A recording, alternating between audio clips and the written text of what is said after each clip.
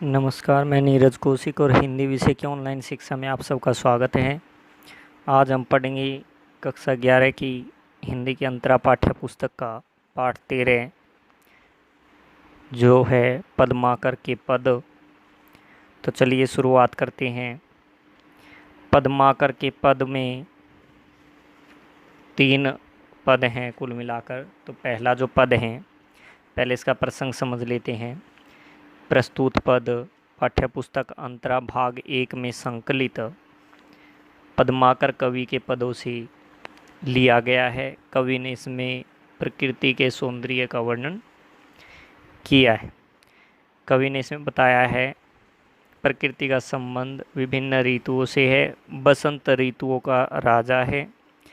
बसंत के आगमन पर प्रकृति विहग और मनुष्यों की दुनिया में जो सौंदर्य संबंधी परिवर्तन आते हैं, कवि ने इस पद में उसी को लक्षित किया है।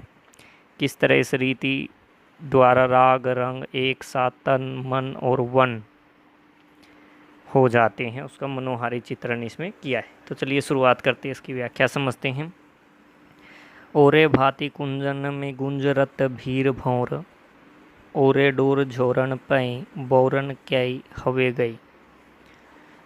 इसका अर्थ है कि कवि वसंत ऋतु का वर्णन करते हुए कहता है कि वसंत आने पर झाड़ियों में भंवरों का गुंजन दूसरी तरह का सुनाई देने लगता है।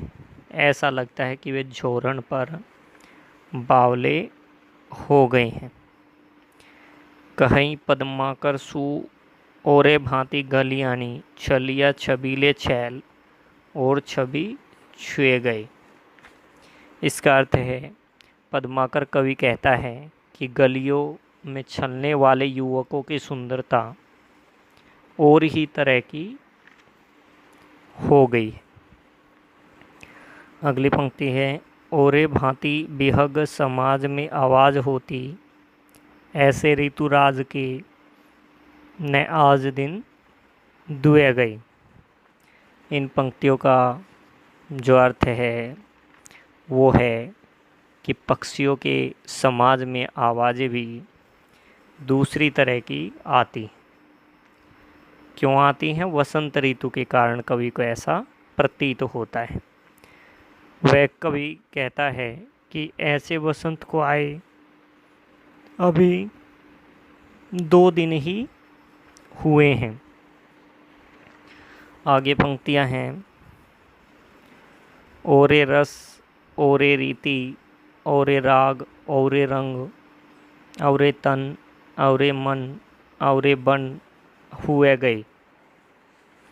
इसका अर्थ है, कवि कहता है, कहने का अभिप्राय यह है कि वसंत आने पर प्रकृति का रंग रूप बदल जाता है।